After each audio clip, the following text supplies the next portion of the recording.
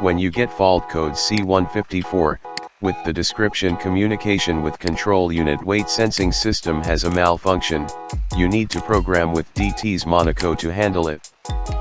To do this, you need C4 or C5 or C6, or Passthru devices, and a laptop with DTS Monaco software installed. All these products you can find at the CarTool.com. Now, let's start it. Step 1. You need to start the file org204.cbf and choose the correct template.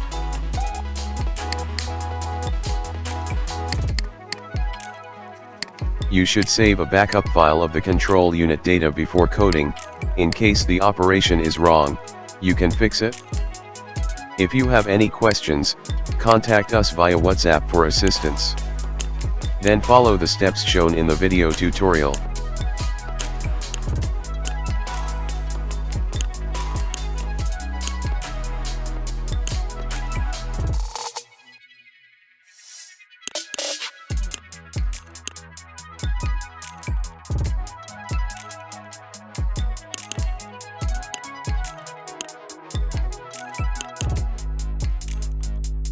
Once you have done all the steps correctly, click Do Coding.